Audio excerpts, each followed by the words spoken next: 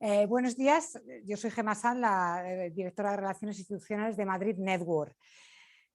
Sabéis, imagino casi todos, que si las pymes cerraran, el PIB y la economía mundial se desplomarían, porque el 50% del PIB mundial y más del 70% del empleo, según los datos de la ONU, son generados por las pymes. Pero, sin duda, siguen teniendo grandes problemas para crecer. Pues bien, hoy, desde Madrid Network, en colaboración con ETL Global y la Cámara de Comercio Hispano-Checa, gracias a esta iniciativa, vamos a intentar ayudar a poner un granito de arena esta mañana para ver cómo podemos ayudar en esas fusiones, en esas adquisiciones y en ese crecimiento de la pyme, que no deja de ser el 95% de nuestra economía regional y nacional. En esta sesión informativa, donde tenemos pues grandes expertos a los que agradezco su tiempo, vamos a saber cómo conectar empresas pymes con inversores. Labor harto difícil porque ni las pymes conocen a los inversores ni los inversores a las pymes. Y vamos a contar pues, con un consultor de operaciones y otro de negocios de ETL Global, que están especializados en pymes. ETL Global es un grupo internacional con despachos en toda España, especializado en el asesoramiento y consultoría de pymes, y están presentes en más de 30 países. Así que os dejo la palabra y luego vamos presentando al resto de los ponentes y somos todo oídos.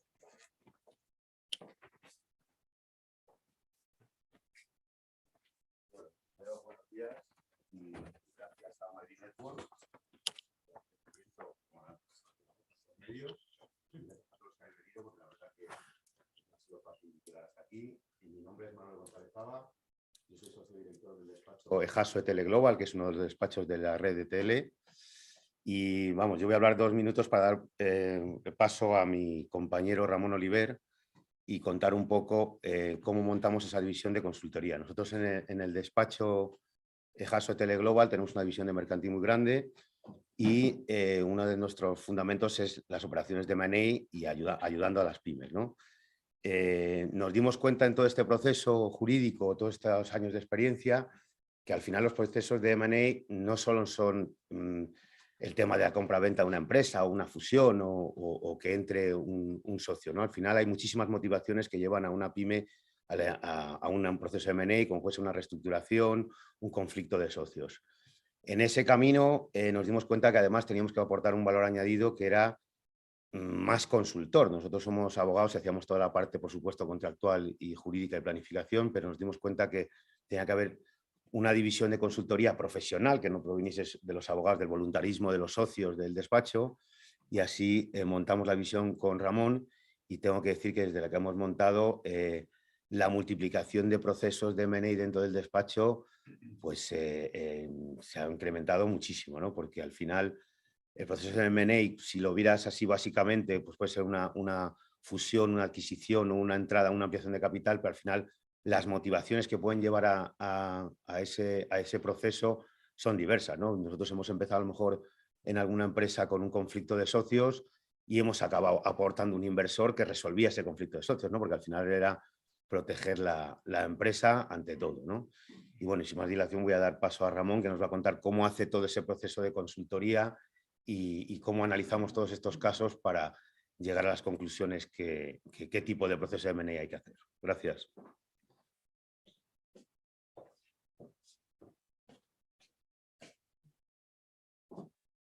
Buenos días a todos y gracias por venir en un día, como bien hemos empezado todos diciendo, complejo en términos de logística.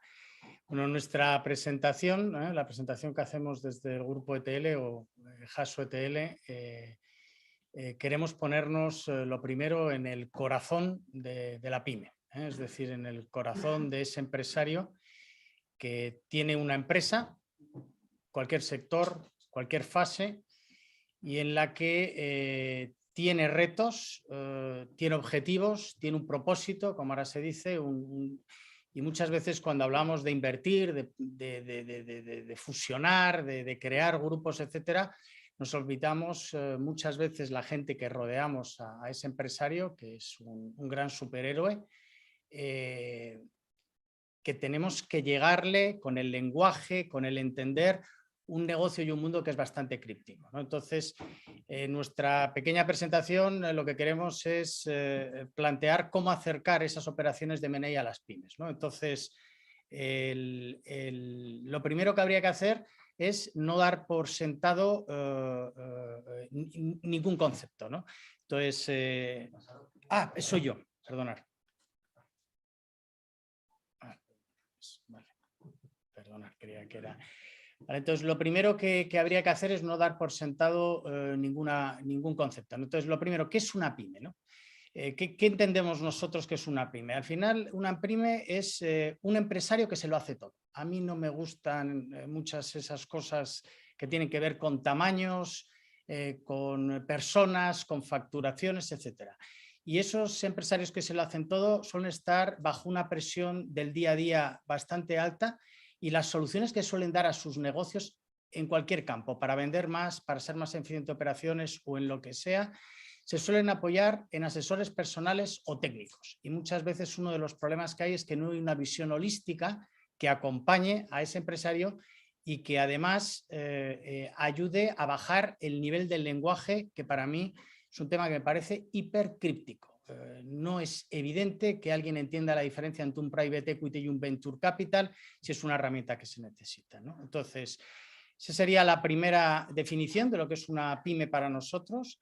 Y luego, evidentemente, los procesos de M&A que todo el mundo hablamos, mergers and acquisitions, pues al final no es más que comprar, vender o fusionar compañías. Pero para mí no tiene ningún sentido hablar de todo esto si no queremos conseguir un objetivo concreto. Si no queremos conseguir un objetivo concreto, es mejor ni perder el tiempo. Nosotros creemos que esas oportunidades de M&A que pueden aparecer, aparecen en situaciones de una transformación estructural completa de la compañía. No son cosas cosméticas, son cambios estructurales. Típicamente, para mí hay 3 cambios que lo marcan. El primero es el de personas. Hay un relevo generacional, del tipo que sea, ¿vale? No quiere decir solo... incluso eso yo iría más allá que un tema de generaciones por edad, sino perfiles de quien quiere entrar, si un sector quiere aportar valor a otro. Es decir, hay un relevo importante. Siempre ponemos foco en la parte generacional porque evidentemente es clave en una pyme. Segundo gran proceso de transformación estructural es todo lo que tiene que ver con el crecimiento. Crecer típicamente o me internacionalizo o diversifico, y eso también genera un problema de transformación estructural. Y el último es la reestructuración, que evidentemente es cuando la empresa ha entrado en problemas. Siempre, evidentemente, el que lo mide es un problema de caja, y ese proceso de reestructuración que se genera, pues tenemos a lo mejor que reorganizar, reducir costes, refinanciar, etcétera, etcétera. Estos son los 3 grandes procesos de transformación que te pueden llevar a un proceso de M&A o no. Y está muy claro que ese proceso de transformación conlleva o cambiar el perímetro o sobrevivir. Bien, pues definido ese proceso de transformación de la pyme, ¿qué es lo que hacemos en ETL cuando presumimos de estar cerca de las pymes? Es dar un asesoramiento de negocios y técnico independiente que ayude a aterrizar ese porqué y ese para qué del proceso de transformación. Es decir, hay que empezar lo primero tratando de entender la empresa. Para eso tenemos una pequeña metodología. No nos gusta la consultoría de 25 páginas. En general, mi experiencia es que los papeles se suelen quedar en una balda. Nos gustan mucho más sesiones al estilo mentoring, en el que el output es un papel muy sencillo para una pyme, en el que trabajas de una manera muy sencilla. Primero, un diagnóstico con él, que lo que acompañas a esa pyme, a ese empresario, incluso a esa familia, que muchas veces para hacer ese diagnóstico es fundamental que esté la madre de la familia, si es la que está detrás empujando también porque la segunda generación entre, ¿no? Después de ese diagnóstico, de entender dónde estamos, trabajamos por escenarios. Tratamos de definir un par de escenarios máximo en el que aterricemos el porqué y ese para qué del proceso de transformación, y acompañamos en la ejecución desde el principio hasta el final. Es decir, muchísimas veces el acompañamiento que le damos después de haber entendido ese escenario que es el que tiene más sentido para el proceso de transformación y cómo hay que ejecutarlo, puede aparecer en efecto la necesidad de buscar un nuevo socio. Y ese nuevo socio, la primera pregunta que se hace una pyme desde el corazón es: oye, ¿tiene que ser un financiero o tiene que ser un industrial? Y eso hay que debatirlo y hay que entender los pros y los contras de cada uno de ellos, ¿no?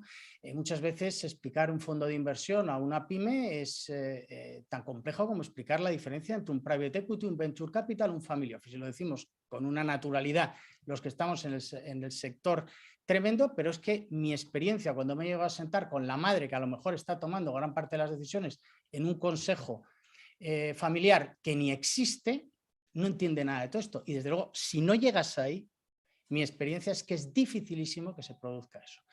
Y luego todo eso hay que entenderlo con un socio industrial, que es otra empresa que hay que darle una vuelta. O sea, no tiene por qué ser del mismo sector, puede ser de otro sector colateral, puede ser alguien que traiga clientes, que me lleve a Europa. Hay que darle muchas vueltas y hay que entender los pros y los contras de cada uno de ellos.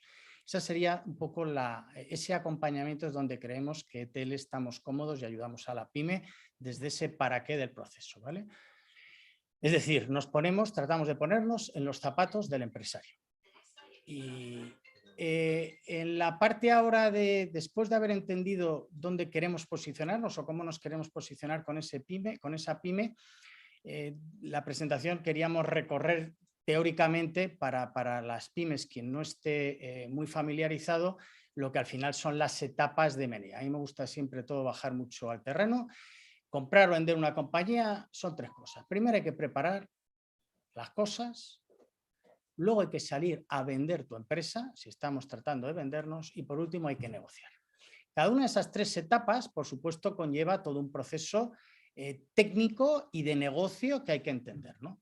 Para preparar un proceso de compraventa, si ya tengo claro que en mi proceso de transformación que he evaluado previamente y quiero introducir un nuevo socio financiero, pues lo primero que tengo es que preparar un perfil ciego. Tengo que hacer un cuaderno de venta, tengo que valorar la empresa, ¿vale? Son deberes que hay que hacer previos. Lo que no se puede salir es a vender mi compañía sin haber hecho todos estos deberes, ¿vale? Y además, en la preparación, después de haberme puesto yo en bonito y en papel, tengo que evaluar por mí mismo qué socios quiero. Salir a buscar un socio sin haberlo preparado es como salir como un pollo sin cabeza y al final puede aparecer cualquier cosa. Con lo cual, primero elevaremos documentación y buscaremos candidatos. Una vez hemos separado eso, entramos ya con el proceso de vender nuestra compañía o comprarla, si lo que estamos buscando es comprar, ¿no? Ahí hay como tres grandes pasos en términos jurídicos y en términos documentales que acompañan todo esto. Hay que firmar cartas de confidencialidad, todo esto hay que hacerlo en un entorno de confidencialidad, que muchas veces en una pyme no es nada fácil, porque si yo estoy en un pueblo de Palencia, puede la rumorología y las cosas pueden estar, con lo cual es un tema que no va solo ligado a la carta que firme, sino al proceso que tengo que poner en juego. Se producen ofertas indicativas, ofertas vinculantes que de facto son un contrato, e incluso hay que preparar los datos para ese proceso el día que venga. Luego suelen venir las due diligence y hay que hacer una preparación de esas salas de datos, que hay hasta herramientas o informáticas para poderlo hacer o agrupar, ¿no? Entonces, bueno, toda esa parte de vender es otra parte que hay que hacer en el proceso de M&A y que nosotros también acompañamos. Y la tercera parte es ayudar, que es lo que me parece muchas veces fundamental para ese empresario, esa familia, que es ayudar en la negociación. La negociación al final es un tema que no deja de ser muy técnico, pero yo lo que me he encontrado experiencia con las pymes es que una vez explican las palabras, la gente es brillante, porque conocen sus negocios que ni os cuento. Lo que pasa es que hay que saber llegar. Y la gente es brillante para negociar. Gente que ha montado una cadena de restaurantes, pero que se pierde en todo el lenguaje que hay en el IS, os puedo asegurar que si la hacéis entender sigue siendo igual de brillante, pero igual de brillante. Pero hay que llegar. Y esa parte de negociación muchas veces en esa parte críptica, técnica, jurídica, nosotros también acompañamos. Por último, por ir en línea con evidentemente la ponencia, ¿no? ¿Por qué valorar una empresa? ¿No? Hablábamos de la valoración de una empresa, ¿no? Aquí estamos pymes, estamos empresas de servicios, están fondos de inversión. ¿Por qué hay que valorar una empresa? La primera, esa señora, esa familia dice: ¿por qué voy a valorar mi empresa? Si yo ya tengo claro que esto vale 20 millones de euros porque lo digo yo y porque soy la número 1 en Palencia. En Palencia no se ha elegido hoy esa provincia, no tengo nada. Pero el por qué hay que valorar, lo primero que hay que explicar es que es el instrumento clave de negociación.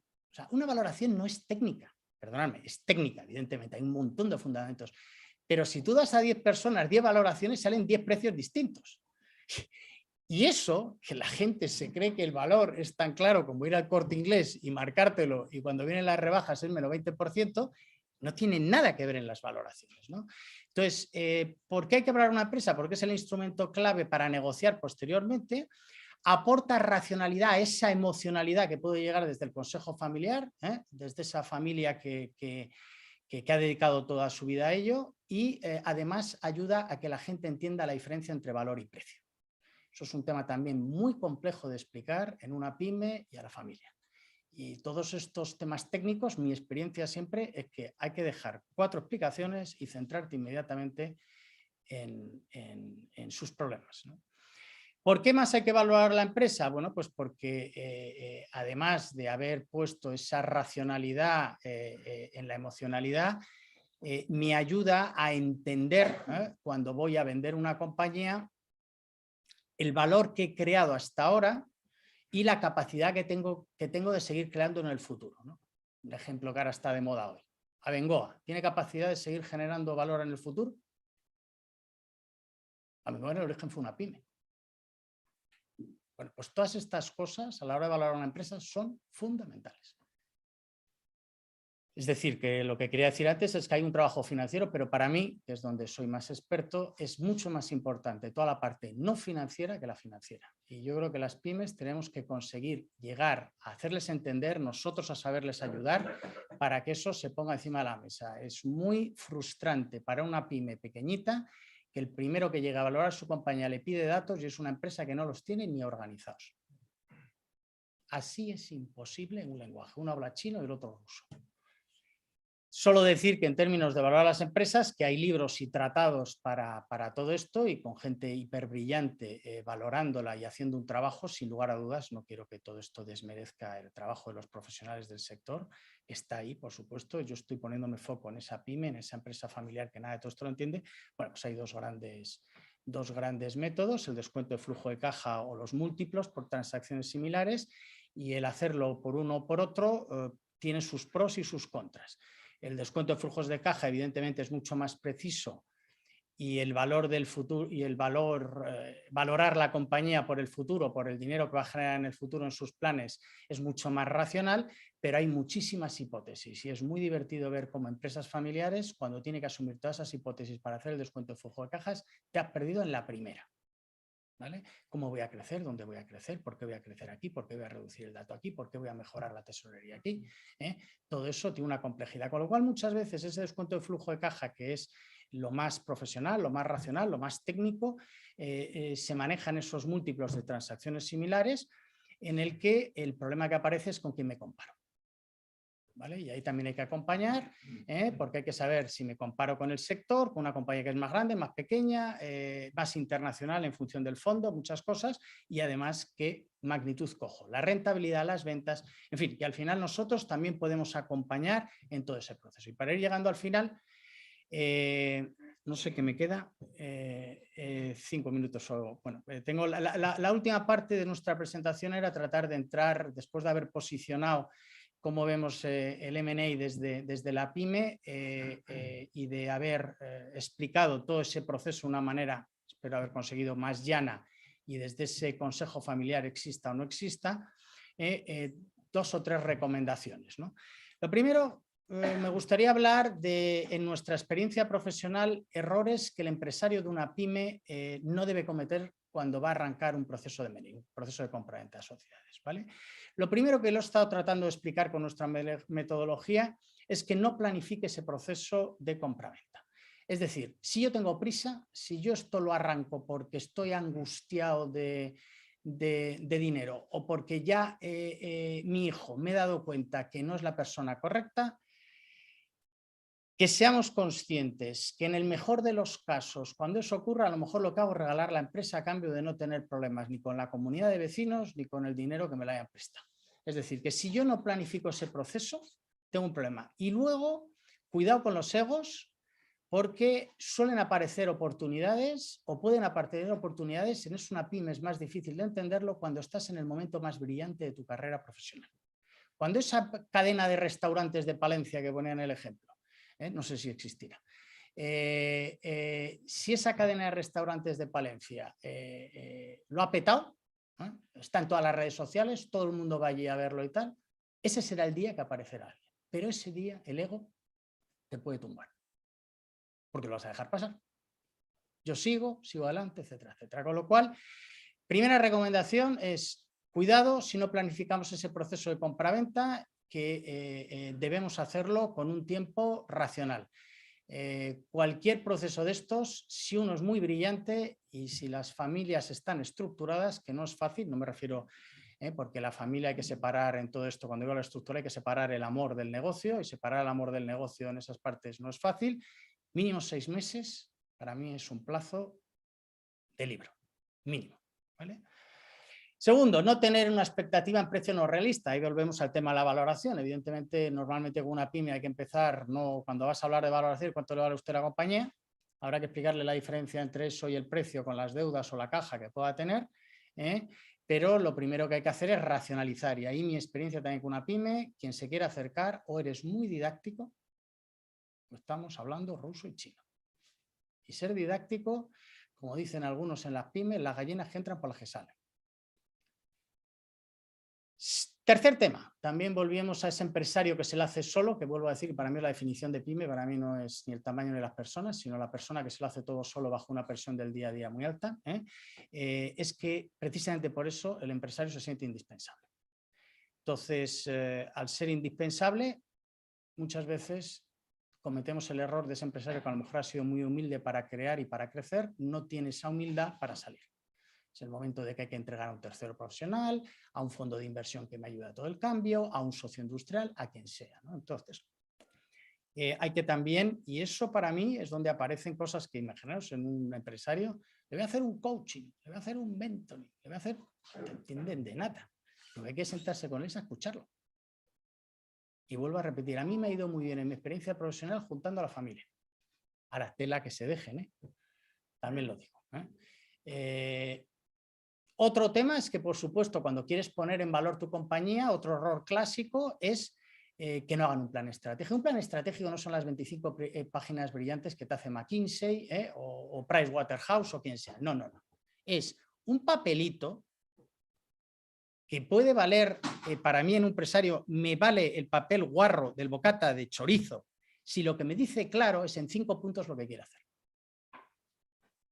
Si eso se puede hacer y está detrás el consejo familiar apoyando, ya lo pondrás en bonito.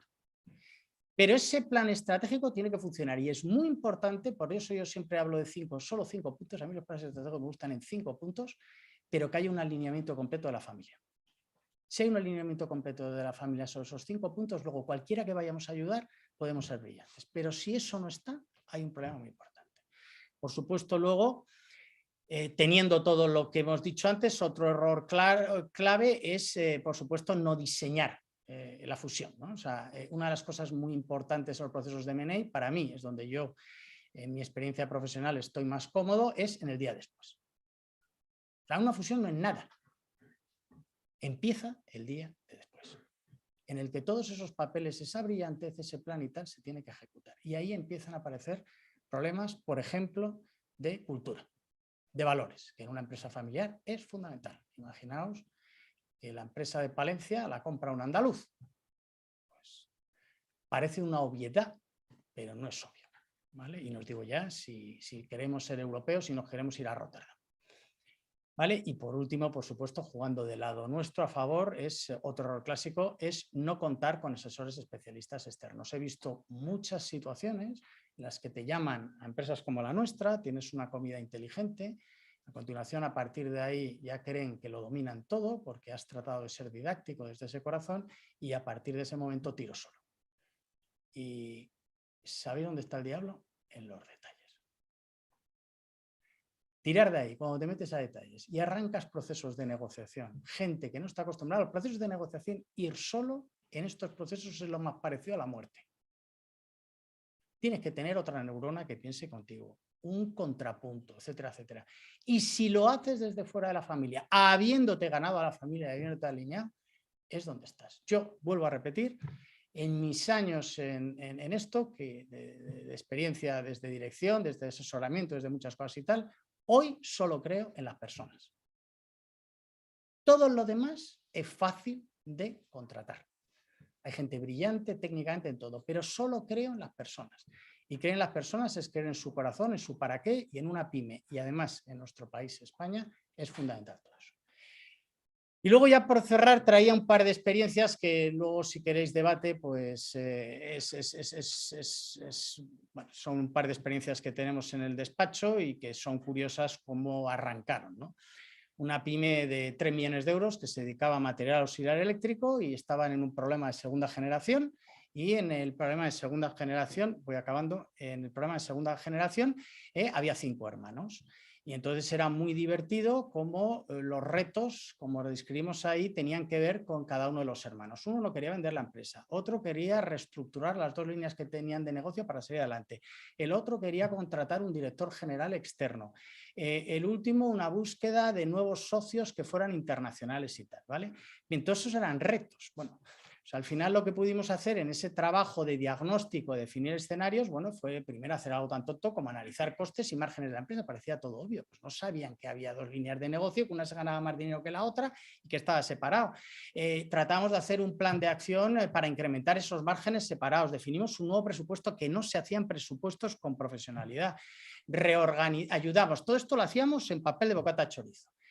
Y se cayó la operación, aquí queda muy bien, en el momento que se planteó un desarrollo, un protocolo familiar, decidieron los 5 hermanos que no se iban a sujetar a un único papel con un tercer profesional. Con lo cual esto no es una historia de éxito, sí para nosotros como cliente nuestro de haber acompañado y estar orgullosos de haber participado en todo esto, pero tuvimos el problema del alineamiento de los 5 hermanos. Y esta otra, una empresa también de aislamiento térmico y acústico, seminarios de facturación, bueno, pues esta tenían un problema de monocliente, vivían de un solo cliente, tenían que buscar un socio industrial que además querían que fuera catalán porque allí estaba la industria y había un problema de sucesión padre-hijo. También trabajamos muchas cosas con ellos y al final aquí el gran éxito que tuvimos es que acabamos en un proceso de mentoring. Es decir, nos conseguimos convertir en una especie de consejeros independientes. Estuvimos sentados durante bastante tiempo en ese pseudo consejo familiar y acompañamos a todas las propuestas que venían desde la cocina de la casa donde se hacían los negocios.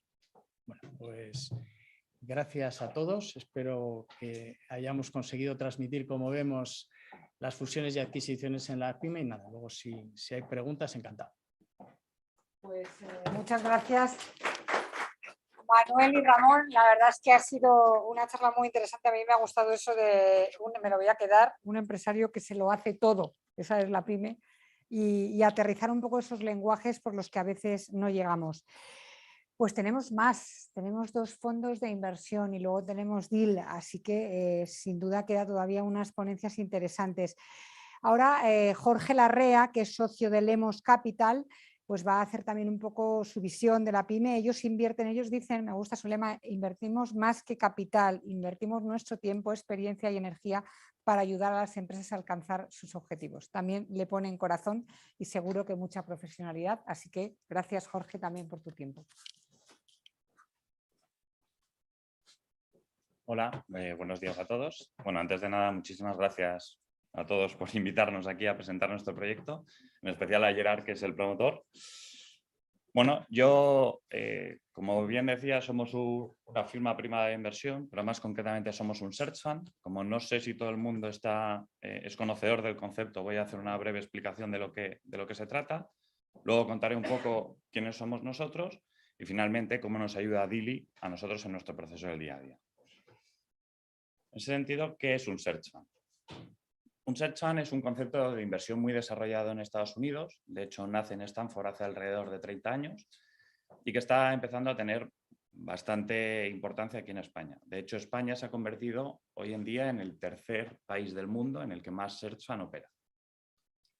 Esto es, al final, se trata de una alternativa real tanto para empresarios como para que buscan vender su empresa, como para aquellos emprendedores que buscan adquirir una. De hecho, también se le suele llamar emprendimiento por adquisición. ¿Cuál es la diferencia principal con un fondo de capital riesgo al uso, un private equity, un venture capital? Básicamente, a mí me gusta decir que es una única diferencia. Nosotros al final buscamos adquirir una única empresa y que los promotores del proyecto entren a gestionar la misma. Entonces, ¿qué ofrecen los search funds a los distintos grupos de interés? En primer lugar, a los empresarios, un evento de liquidez para capitalizar todo el esfuerzo que han generado durante todos esos años de trabajo y un plan de transición a su medida, que se basa en la cercanía, la prudencia, la discreción y la confidencialidad. Y a los proyectos, una filosofía de continuidad y crecimiento a largo plazo. La premisa es crecer bajo el legado de ese inversor, es decir, acompañar lo que ya se ha hecho muy bien durante todos esos años y manteniendo los equipos, llevar a la empresa al siguiente nivel.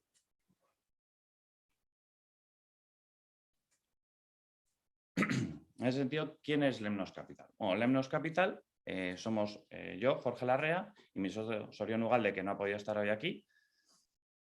Y básicamente nos diferenciamos en lo que nos gusta a nosotros decir en tres razones, ¿no? En los search funds o fondos de búsqueda hay diferentes vertientes. Una es que haya dos promotores o que haya uno. En nuestro caso somos dos, luego Edgar, que vendrá aquí, explicará un poco más igual acerca de uno, pero nosotros elegimos ser dos porque creemos que aportábamos mucho más juntos que por separado, ¿no?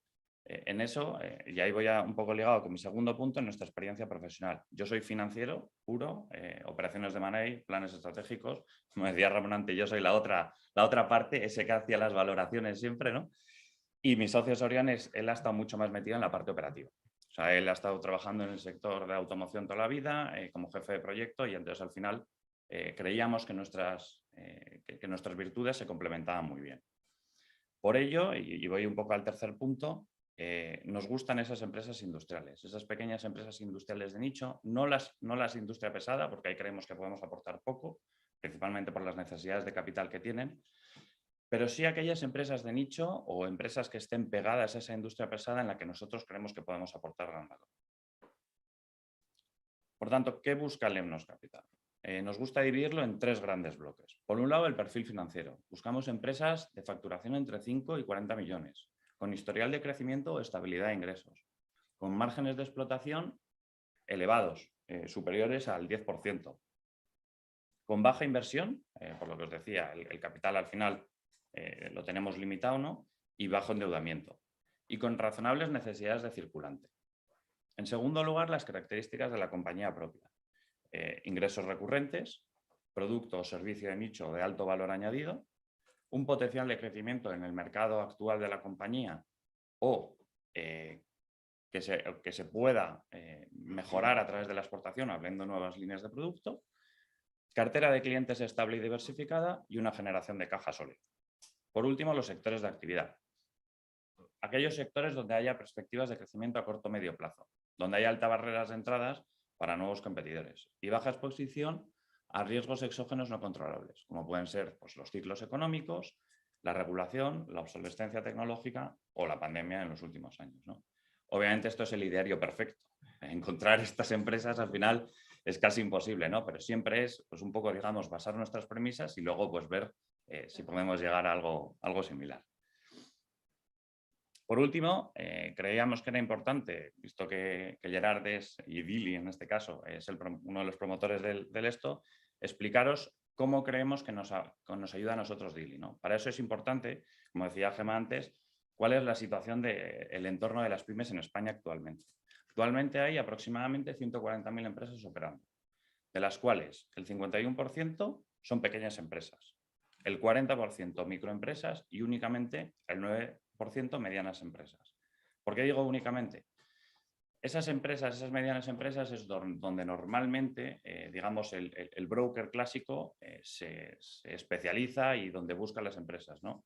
Entonces, nosotros vemos a Dili como que nos ayuda a llegar a ese 90% de empresas que no están tan identificadas para lo que es un intermediario clásico. Entonces, ¿qué nos aporta Dili? Para nosotros lo vemos en 4 principales razones.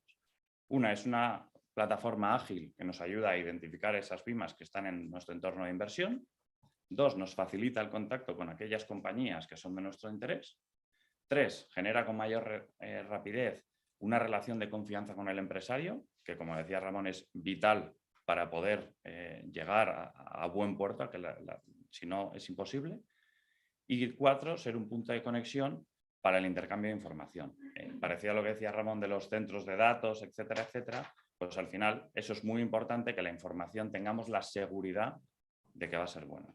Entonces, nosotros vemos a Dili hoy en día como un partner clave en nuestro día a día, en nuestra operativa, que nos ayuda a identificar, a llegar a esas empresas y que nos pone en contacto, y esperemos que lleguemos a buen puerto.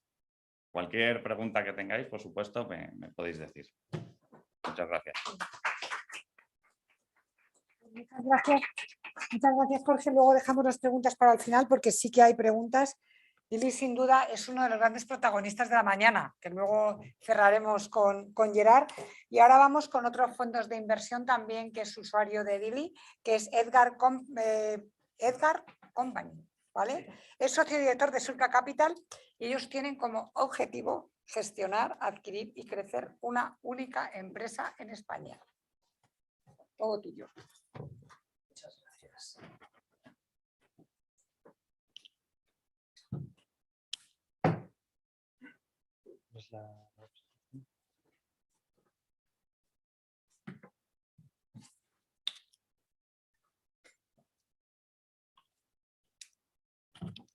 Hola, muchas gracias. Ante todo, gracias a la organización por este evento.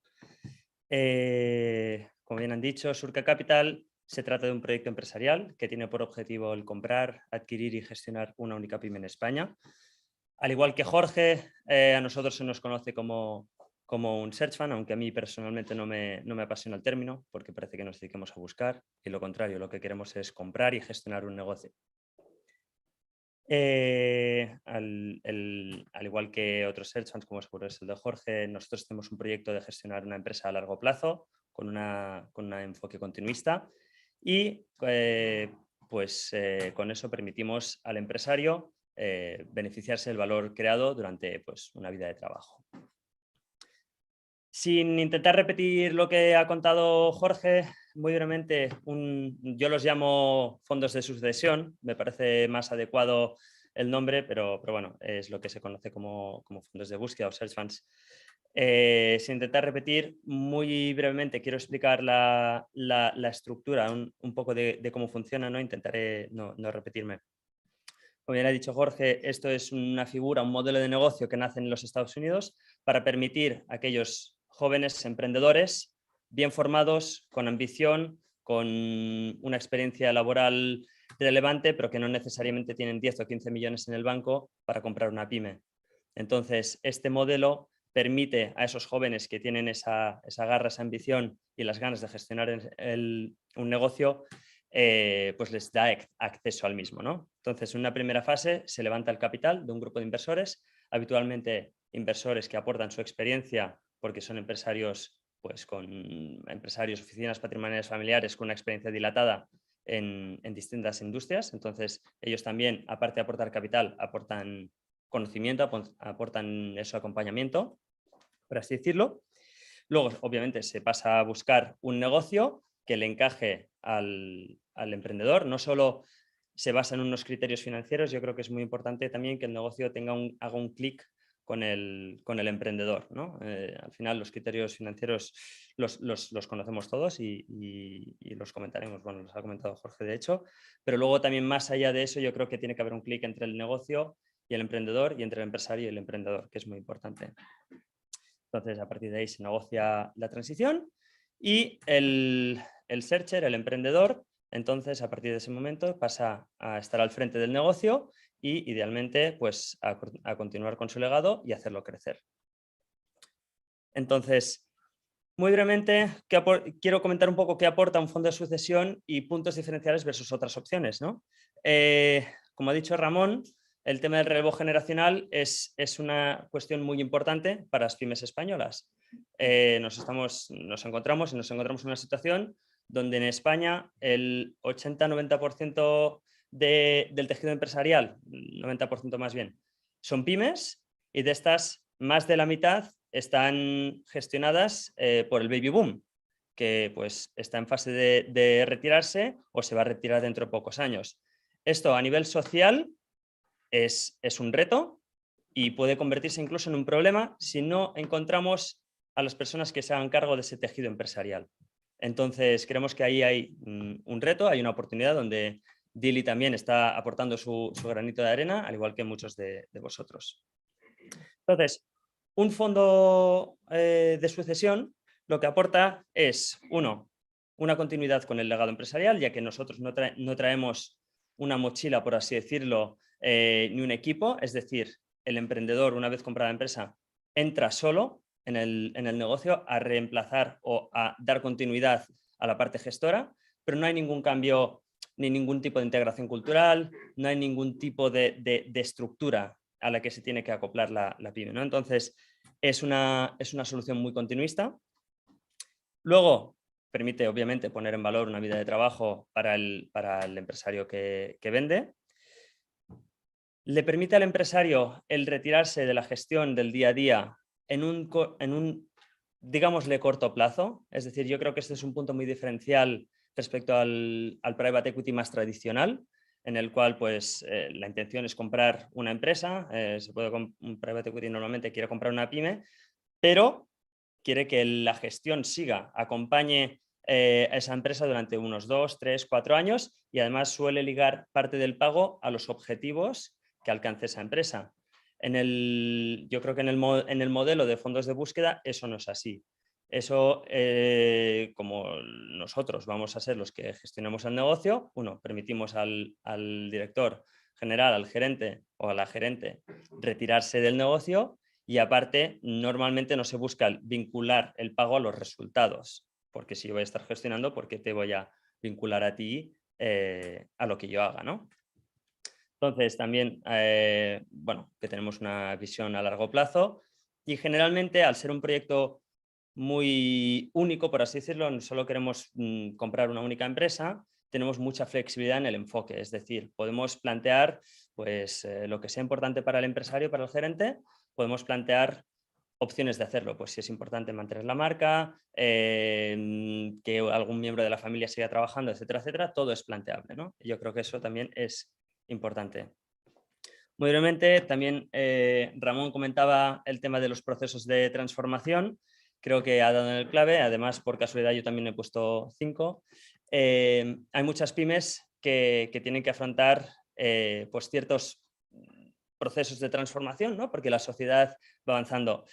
Y nos encontramos con empresarios que, por la razón que sea, ya no tienen las ganas o el empuje de afrontar estos procesos de transformación, ¿no? De tanto digitalizar la empresa o de abrir nuevos mercados o lo que sea, ¿no? Entonces, hay 5 áreas generalmente donde muchas pymes, sobre todo pymes donde la gestión pues ya lleva muchos años gestionando un negocio, ¿no? Y está en una posición más cómoda.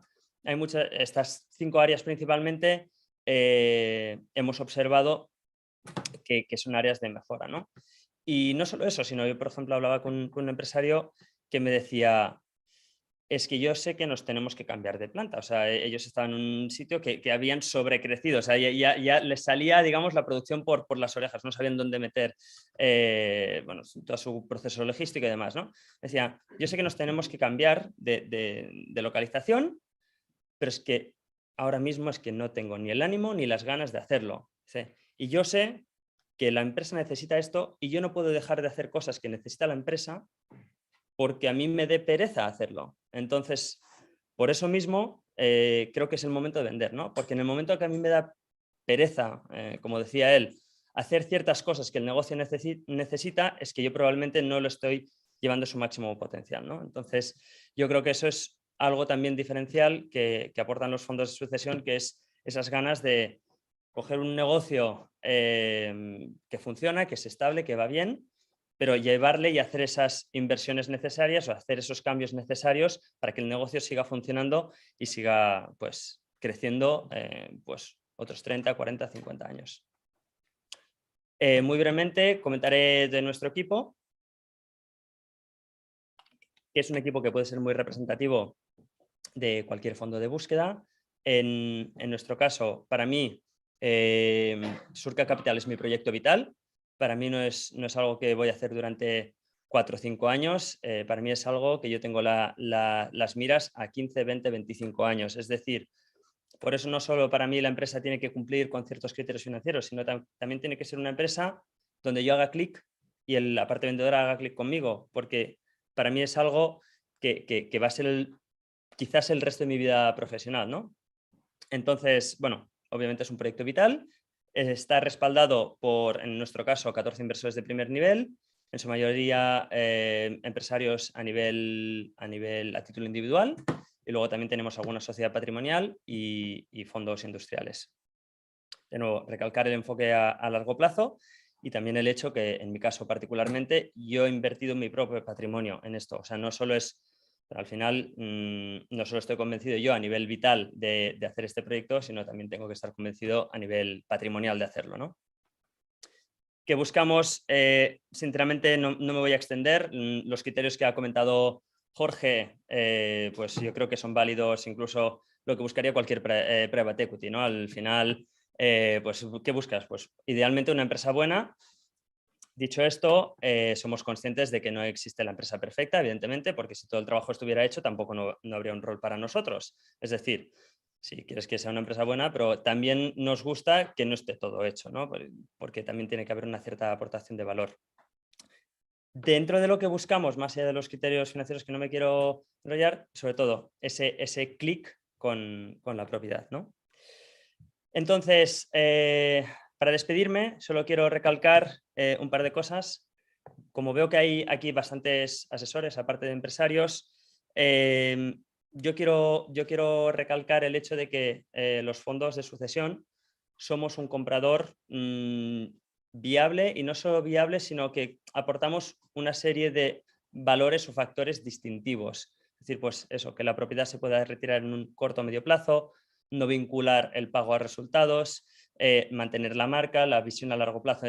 Entonces, yo creo que para el empresario para el cual estos factores son importantes, yo creo que somos una muy buena solución, ¿no? Y luego también recalcar el hecho de que cada fondo de sucesión o cada search fund es distinto. ¿Por qué? Porque al final, de la misma forma que cada pyme es distinta y que cada asesor es distinto, ¿no? Porque al final dependes mucho de la persona que hay detrás, cada fondo de sucesión también. Es decir, Jorge y yo tenemos la misma etiqueta, pero probablemente tengamos intereses distintos, hagamos clic con empresas o empresarios distintos y aportemos cosas distintivas, ¿no? a cada negocio. Entonces, creo que también es importante el tener eso en mente. Simplemente aquí tenéis nuestros datos de contacto y agradeceros mucho vuestra atención. Gracias. Gracias, Edgar, por también entender el lenguaje de la pyme, porque yo creo que detrás de esa racionalidad pues hay corazón y hay un sentimiento de marca muy arraigado que probablemente en las startups esté de otra manera. Así que también gracias por vuestra experiencia y sin duda, aparte de Palencia, otro de los protagonistas de esta mañana es Dili, que todos queremos conocer esa primera plataforma digital, ese partner tecnológico para facilitar la vida. Así que Gerard García, CEO de Dili, gracias por estar aquí esta mañana y enséñanos pues, esa primera plataforma que podamos utilizar con más de 600 inversores. Gracias. Bueno, gracias a todos por venir. Veo algunas caras conocidas, usuarios, partners, colaboradores, o sea que es un placer enorme. Primero me gustaría, porque llevamos aquí bastante tiempo ahora hablando, hacer como un repaso a qué perfiles han estado interviniendo y qué papel jugamos nosotros, ¿no? Primero hemos empezado con Ehaso ETL, es una firma de despachos, ¿no? Que asesoran a pequeñas y medianas empresas con mucha calidad a nivel de servicios y de manera normalmente tradicional. Luego tenemos a los inversores. Venimos haciendo estos eventos con inversor financiero e industrial y hoy queríamos dar voz a los hedge funds, que un dato que ha dado Jorge que me ha gustado, es que España es el tercer país en número de hedge funds activos. Y si analizáis el por qué, es porque España es un país de oportunidades, un país donde hay mucha atomización de pequeñas y medianas empresas y donde el rol y la experiencia de Edgar o de Jorge son vitales, así como el resto de inversores que luego trasladaré, ¿no? ¿Y qué hacemos nosotros? Pues canalizamos ese contacto entre pymes e inversores y una vez hecho el trabajo, digamos, sucio, pasamos el negocio a asesores como ETL, ¿no? Para que ellos puedan ejecutar la operación. Antes de empezar la presentación, un poco el germen o el origen de Dili es mis dos experiencias previas. Primero en Arcano, bueno, antes de Arcano estuve en KPMG, pero básicamente Arcano, donde asesoramos compañías que están por encima de, pues, de 70, 80, 100 millones de facturación. Y yo, pues buenamente, con un afán comercial, intentaba originar oportunidades. Esas oportunidades, que para mí eran enormes, ¿no? Compañías de 100 empleados, pero con 30 millones de facturación, o con 18, o con 7,5, las presentaba y siempre el feedback era el mismo. Son compañías muy interesantes, pero muy pequeñas, por tanto no podemos ejecutarlas porque supone un coste de oportunidad para nosotros, versus dedicarle tiempo a un deal de 200 millones de facturación. Y eso a mí me causa impresión, digo, ¿cómo puede ser si en España el 90% de empresas están por debajo de ese umbral, ¿no? Y eso me apunto, bueno, aparte de lo de las empresas, estás en las reuniones como de Deal Flow y ves a inversores que te dicen, oye, compra una compañía de aceitunas en Grecia, quiero crecer en España. Dime qué empresas aceituneras hay pequeñas, desde 2 millones hasta arriba. Pues no teníamos ni idea, no hay visibilidad. Hay un mercado que no es transparente. O sea, existe el mercado, pero es opaco, ¿no? Y yo me apunto en la libreta de hacer como un Amazon de compraventa de compañías. Dicho esto, luego tengo la oportunidad de irme a Estados Unidos, donde estoy en el equipo de estrategia y operaciones de Coverbolet, que luego la compró Agon, y ahí me doy cuenta, no hay un momento concreto, que la tecnología puede hacer juntar estos dos polos que se estaban buscando pero no se estaban encontrando. El COVID es un detonante, es un trigger, ¿no? Que hace que me quede encerrado en 22 metros cuadrados en Manhattan, trabajando y pensando en esta idea. Vuelvo a España, me quedo sin poder volver a Estados Unidos y es cuando me decido a lanzar Dili. Primero con mis ahorros, como Edgar, con Surca, y luego empresarios que había intentado originar oportunidades en Arcano me animan y como han pasado por esa necesidad, me invierten y así empieza como la primera ronda y desde entonces es cuando empezamos, ¿no? Pero es que para mí es importante explicar el germen de Dili porque si no es... Entonces hay un pequeño vídeo que es explicativo, no sé si se puede... de lo que hacemos.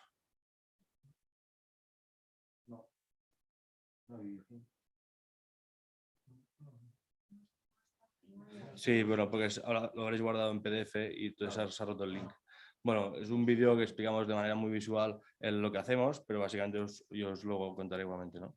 Entonces, hay diferentes factores que son los que nos sirven para tomar la decisión de empezar a hacer Dili, ¿no? El primero es que las pymes son como el backbone de la economía no solo española, sino europea. Entonces, el 95% de las empresas son pymes. Y por tanto, eso ya de por sí es un mercado enorme. Luego están detalles como lo que decía Edgar, ¿no? El relevo generacional, el baby boom, aquellos emprendedores que no solo somos nosotros que creamos empresas nuevas tecnológicas, sino aquellos que arriesgan y empiezan a cultivar alcaparras en Murcia y crecen y ahora de repente después de 25 años tienen una empresa que tiene 17 millones de facturación, sus hijos trabajan en consultoría, son diseñadores o trabajan en otro país y no hay relevo. Se encuentran en una situación de jubilación, ¿qué hacen? Hay que buscar una solución, ¿no? Si no, ese tejido productivo se pierde, los empleados se quedan sin trabajo y la riqueza que se ha generado en el país también se disuelve. El segundo es que el dry powder, que es traducido literalmente la pólvora seca de los inversores, está en máximos históricos desde los últimos 20 años. Por tanto, no ha habido nunca tanto dinero para invertir como ahora. Y ayer leía un informe de Price que decía que al final el hecho de que ahora estén cayendo los mercados o que haya mucha volatilidad en la bolsa, implica una mayor actividad en la parte más privada, ¿no? Porque donde hay más volatilidad, en los mercados privados hay menos volatilidad. Las valoraciones anteriormente estaban más altas, ahora están un poco más corregidas, ¿no? Y eso sigue siendo oportunidad. En tercer lugar, hacer M&A es clave para cualquier compañía, sea grande, sea pequeña.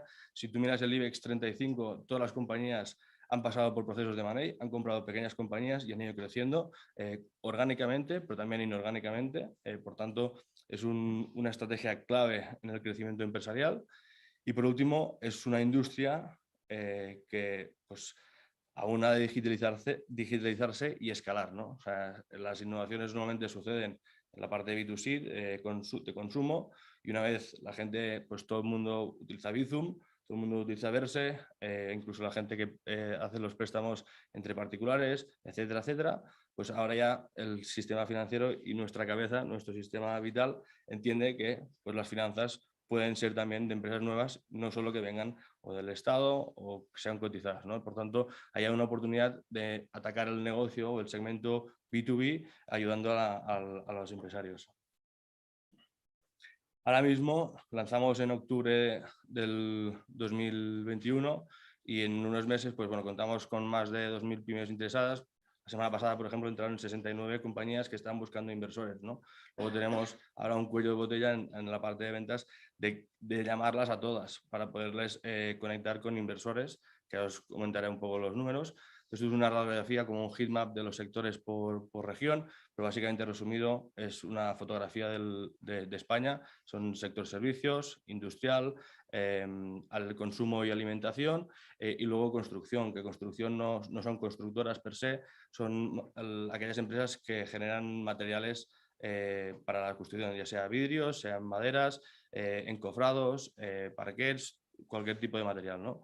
Industrial, pues hay compañías de todo tipo, ¿no? Desde empresas que hacen suspensiones neumáticas hasta empresas que pueden hacer carretillas, empresas que hacen pintura para los talleres de los coches, etcétera, etcétera, etcétera. Luego servicios, por ejemplo, hay compañías de teleasistencia, es un sector que está súper atomizado y hay bastante movimiento de concentración en ese aspecto. Servicios también son concesionarios de coches de segunda mano. Lo que podéis pensar, incluso en despachos, ETL nace del crecimiento inorgánico, ¿no? En despachos también hay faltas de relevos y hay bastantes transacciones. A nivel de inversores, pues ahora mismo tenemos más de 700 que los dividimos en 5 categorías. Una de ellas son los search funds, que hay bastantes que están en la plataforma activos buscando. Luego están los financial sponsors, que son fondos de private equity y de deuda. Luego están los estratégicos industriales, que esos son compañías que compran otras compañías o bien para incrementar su posición, para empezar en nuevos mercados, ya sea regionales o internacionales, o para crecer y diversificar su negocio, ¿no? Tenemos casos de compañías latinoamericanas intentando entrar en Europa y por dónde entran, por España, porque al final compartimos la misma lengua. Pues compañías de Chile, de México, Colombia, que están mirando compañías en la plataforma. Y luego hay compañías que están participadas por grandes fondos que están buscando, tienen mandatos de compra. Este año tenemos que comprar 40 millones. Este es el mandato. Entonces van comprando de algo tan concreto como cables eléctricos y no buscan fabricantes solo, sino también distribuidores. Entonces, eso es una realidad que estamos viendo en la plataforma. Por el penúltimo lugar serían los family office o holdings empresariales, gente que ha hecho, digamos, su patrimonio a raíz de ser empresario y luego pues ha vendido la compañía y por tanto sabe lo que es ese proceso y entiende las necesidades del empresario, por tanto vuelven a invertir en compañías aparte de diversificar en otro tipo de activos.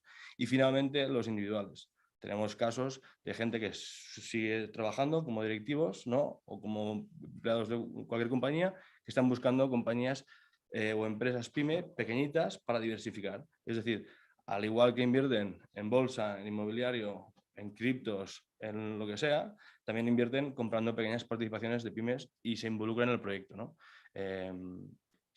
Bueno, y vemos bastante buena evolución a nivel de inversores y nos ayuda bastante también a a poderles generar valor, ¿no? Pues en la plataforma ahora existen diferentes funcionalidades que automatizan la generación de los teasers, automatizan las preguntas, permiten, hacer las preguntas a las pymes, que éstas las entiendan el proceso. Y ahora la segunda versión, por ejemplo, de lo de las preguntas es que sean respuestas automáticas. Si analizáis, y Ramón hablaba de los procesos, ¿no? El proceso siempre se divide en 3, 4 fases. Son fases que son muy estándares, lo único que cambia es la sustancia, pero digamos el core del proceso es siempre el mismo, por tanto es escalable. Y escalable, pero cuesta, y hay que evangelizar a las pymes de cómo es un proceso de money, quiénes son los interlocutores, quiénes son los asesores, por qué existen 5 tipos de inversores o por qué los clasificamos, por qué un search fund tiene visión de largo plazo y no son un fondo al uso, por qué el private equity en concreto es importante, por qué el industrial está intentando comprar tu compañía donde no tiene experiencia pero sí te puede aportar por A, por B, por C. Todas estas cosas son las cosas que tratamos de hacer mediante tecnología, ¿no? Y también, gracias a esta estandarización, a esta automatización de muchos procesos, como les decía, el teaser, ahora la segunda versión del Q&A, pues será que una vez respondidas las preguntas, el empresario una vez no tendrá por qué volver a responder la misma pregunta. O sea, somos capaces de identificar esa similitud y darle una respuesta al inversor de manera mucho más ágil. Luego poder plantear una LOI estandarizada, videoconferencias, etcétera, etcétera, ¿no?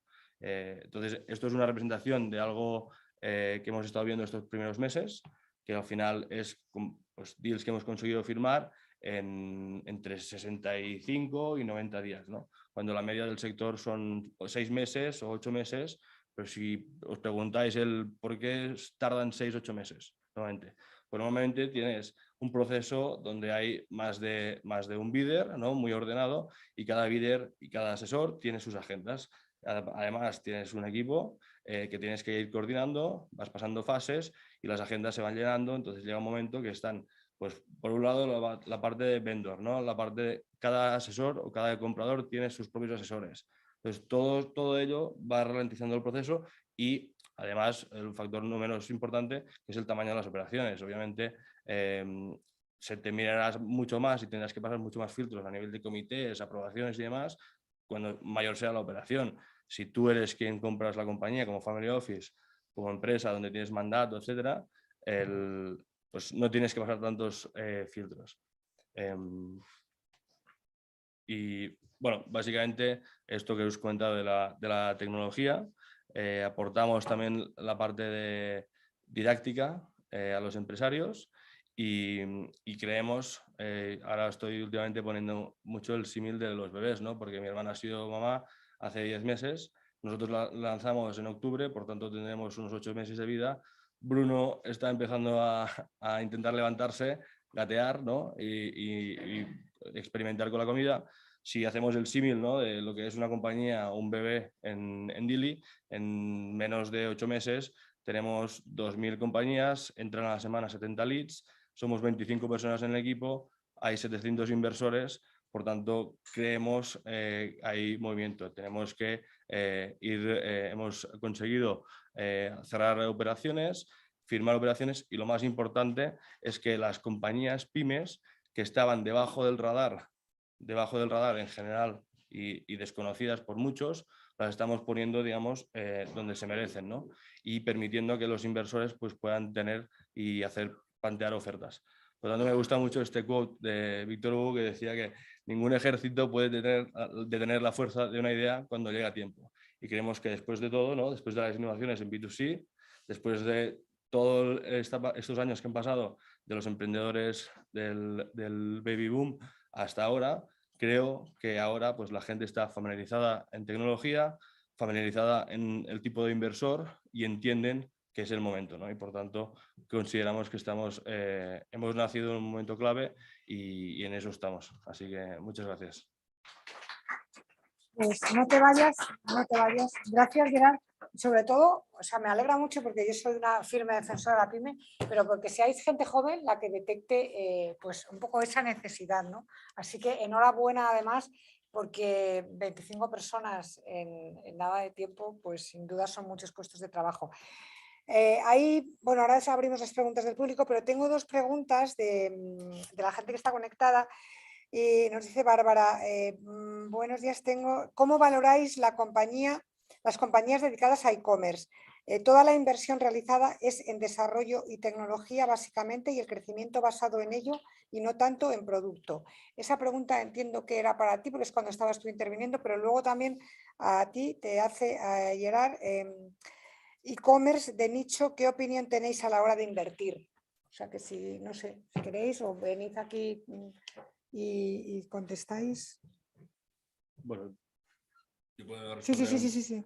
O sea, a nivel de e-commerce lo que estamos viendo, al final, una pyme, por mucho que sea e-commerce, ¿no? No deja de ser una compañía de factura pues 8 millones, 9 millones, tiene X empleados y no conoce cómo conectar con inversores. Las métricas son muy parecidas. Si es algo consolidado, si es algo menos consolidado, y luego me corregirán inversores y asesores, pero si es algo menos consolidado se miran métricas, pues por ejemplo la cantidad de usuarios nuevos que entran, la cantidad de recurrencia que tienes a nivel de compra, luego los tickets medios de los comercios o de los productos que comercializas, etcétera. Pero al final del día la compañía, sea digital o no sea digital, en este contexto de pyme, se valora por las métricas financieras, ¿no? Cuánto ingresas, cuánto gastas, qué margen te queda y al final qué caja tienes comparado con la deuda que decía, ¿no? Entre la diferencia de valor y precio. Pero... Pues yo creo que está contestada. ¿Alguna pregunta? Todos los que tenemos aquí de público, que somos muchos. Sí. Sí, buenos días. Gracias por la oportunidad de participar. Una pregunta para Gerard. ¿En qué medida, qué porcentaje del proceso está automatizado y cuánto hacéis de forma todavía manual y de asesoría? Gracias.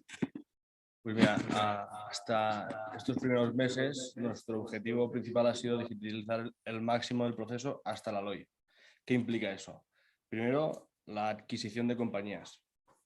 Segundo, que esas compañías conviertan, que entiendan cómo es el proceso, que entiendan que se tienen que preparar para los inversores, que entiendan que es un teaser, generar el teaser de manera automática, poner el teaser en conocimiento de los inversores, generar confidencialidad en el nombre de los proyectos. Las compañías, por mucho que pongan su nombre, siempre saldrá un proyecto Rihanna, un proyecto Sol, proyecto Sun, proyecto Bourbon, lo que sea. Luego, abrir como un deal box que te permite ver todas las interacciones con los inversores.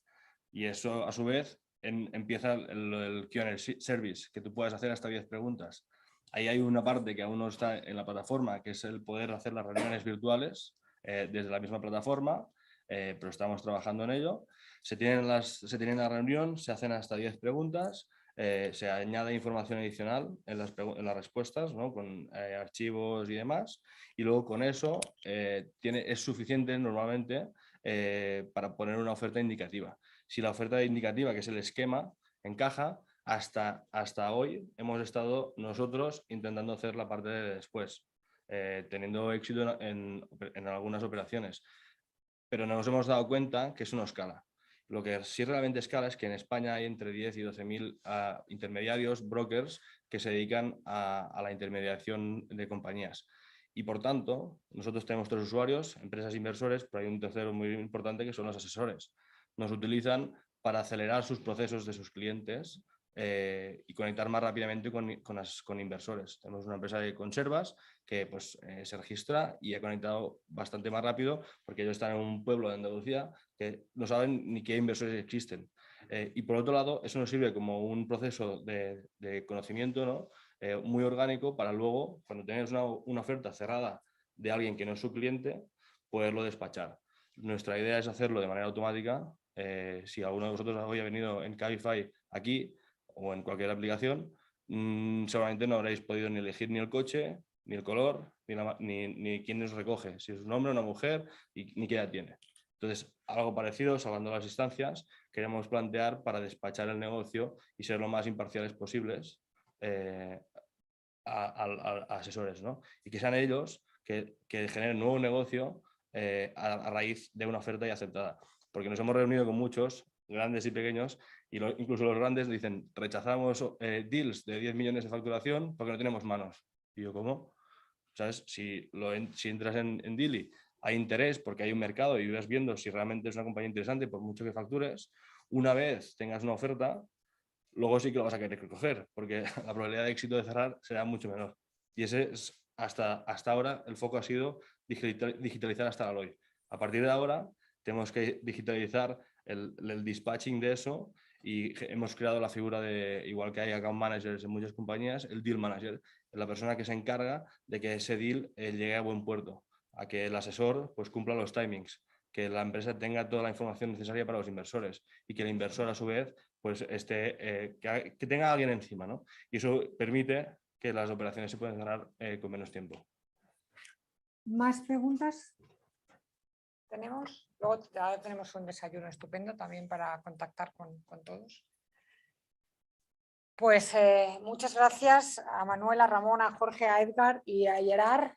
Una idea cuando llega tiempo no hay quien la pare, y esta idea ha llegado a tiempo y las pymes ahora están en el centro, ojalá, porque son el tejido productivo de nuestro país que nunca se va a ir.